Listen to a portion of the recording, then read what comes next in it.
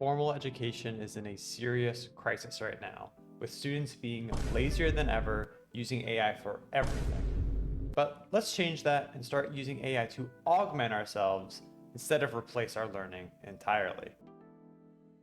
Hi, I'm Noah, and in this video, we're going to be going over my augmented study framework for cybersecurity, IT, or pretty much any field that you want to get better at. I'm a cybersecurity major myself, and in the past couple of years, I've found and tested many different techniques of using LLMs to augment myself instead of replace my learning. And today we're going to go over one of the many iterations that I came up with, which focuses on narrowing down the scope and ensuring you are repeating a cycle of learning as opposed to just getting a one and done answer from AI. So let's get started. So first, we need to get specific. We need to understand what is it we really want to do and how are we going to do it. So we're going to narrow the scope and get specific. So the first thing that we need to do is identify what we want to learn. What are we trying to study? So for example, you could say, hey, I want to study and I want to get better and improve my bug bounty skills. I want to get better at finding bugs, disclosing them, reporting them, and hopefully making some money while doing it. Okay, so we've narrowed the scope. We know we want to get better at bug bounty, but how do we do that? And that's where step 2 comes in, where we are going to wrap this into a project or a lab or some sort of hands-on activity to reinforce our learning. And this can come in many different forms, but for example, if we're going down the bug bounty path, we can use a platform like bugforge.io by Alex Olson, I think his name is Alex Olson, and use that platform to practice our bug bounty skills every day. So that's how we're going to wrap our idea, our topic, what do we want to get better at, into a hands-on keyboard, really nitty-gritty idea and activity to ensure that we are learning it properly. And a supporting task is understanding the background or the supporting documentation in a way that we need to actually get this done. So if you've never heard of Bugforge before, we're going to want to understand what is Bugforge, what do we do on there, how do I create an account, how do I do the labs, how do I document this, just how, a lot of asking hows and whys. That is the supporting backend, supporting architecture of what we're actually trying to do and complete in our lab. So those are the 3 main steps. We want to, 1, identify our topic. What do we actually want to do? What are we studying? What do we want to get better at? 2, how do we take what we're studying and wrap it into a lab, into a project, into a hands-on activity? And then number 3, within that hands-on activity, what is it actually doing? What about this hands-on activity is helping me better understand my topic?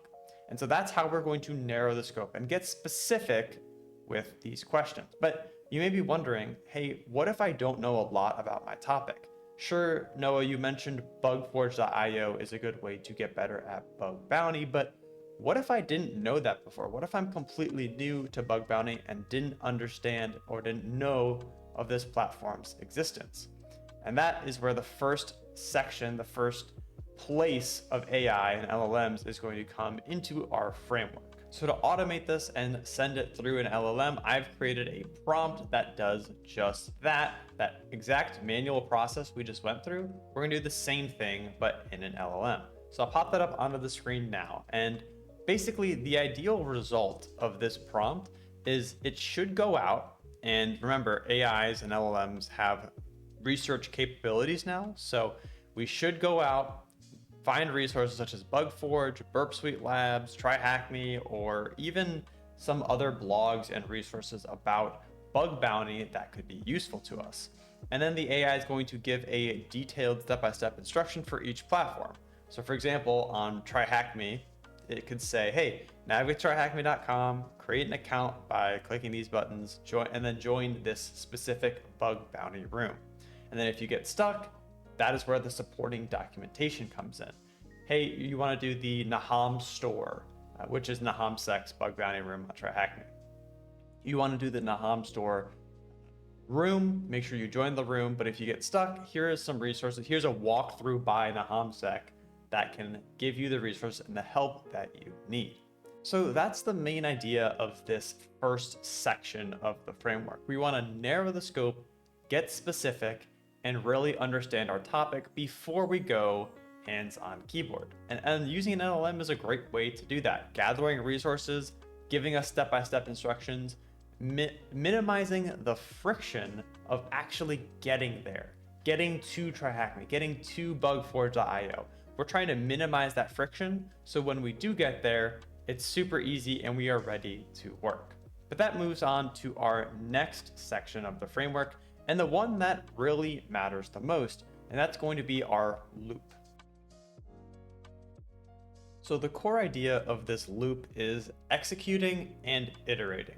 In cybersecurity, failing is good. Failing is how you learn. So we want to try to maximize the effectiveness of that process and loop through it as fast as possible. We want to fail fast, and then we want to learn faster. So how do we exactly do that? To start off the loop, the first thing that we need to do is do the thing, right? Try your best to complete the lab. Do the Bugforge daily task. Run that Nmap scan. Create that script. Find that malware, right? Respond to that incident, whatever it may be. You just have to do the thing. You have to try first. Before anything else, before even touching AI, try to do the thing. And then you're going to keep trying until you get stuck. That's the second step of this loop. You're going to try, and then you're going to get stuck. Everybody gets stuck at some point, so go for as far as you can before you get stuck. And when you inevitably do get stuck, you have to ask yourself specific questions. Why did I get stuck? What happened? And then how can I proceed next? And this is where we start to integrate LLMs into our learning loop process. Because if we get stuck, then obviously we don't know all the time why we got stuck. So we're going to ask a smarter resource and understand better why we got stuck and how we can move forward. So we want to ask the AI and give it an exact prompt to move us forward. And to do this, we're going to provide what you tried. So you can say, hey, here's what I tried. I tried running the Nmap scan with these flags, and this is the response that I'm getting. Here's what happened.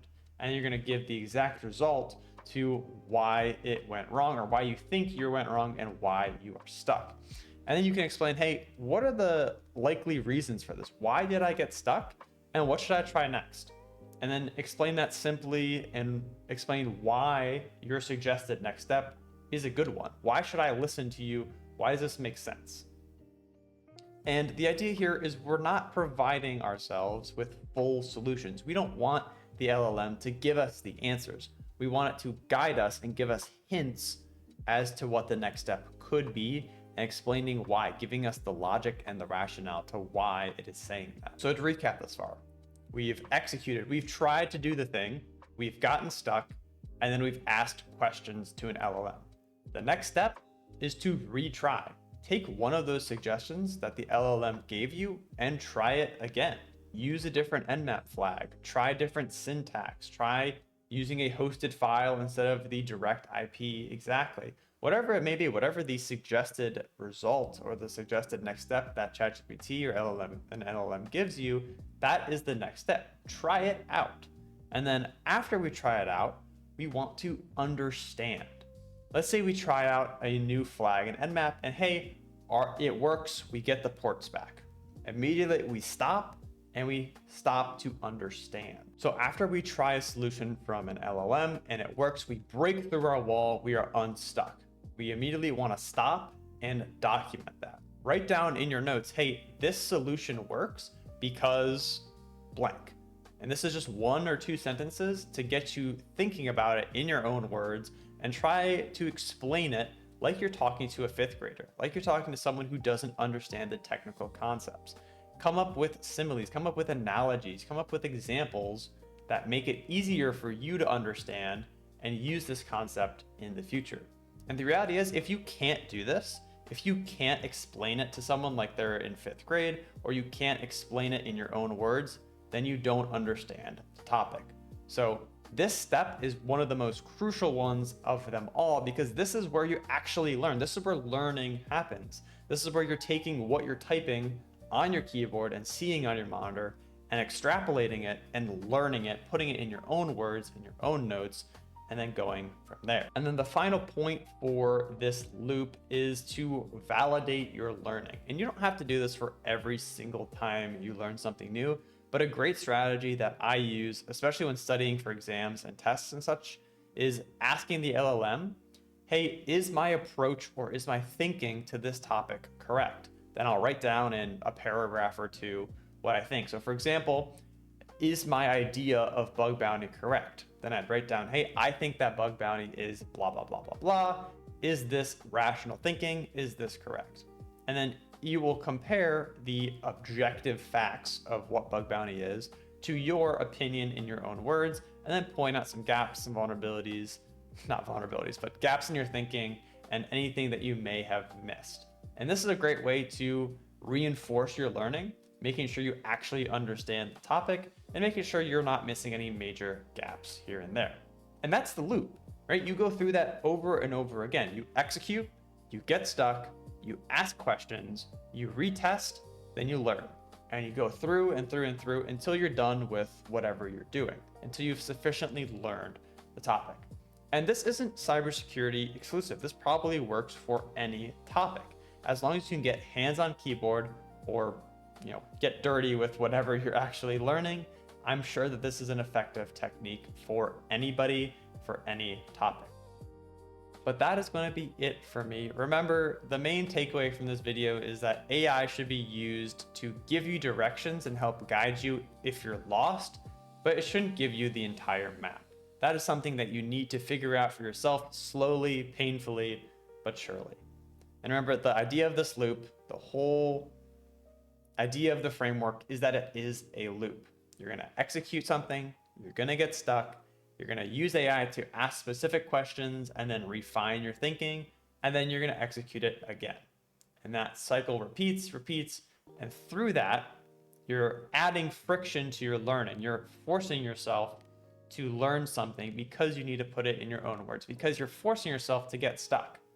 Repeating this loop, repeating that process is what learning actually is. It's the friction of getting stuck. It's the friction of having to refine your thinking and thinking about things from a different perspective that it creates great understanding of the topic.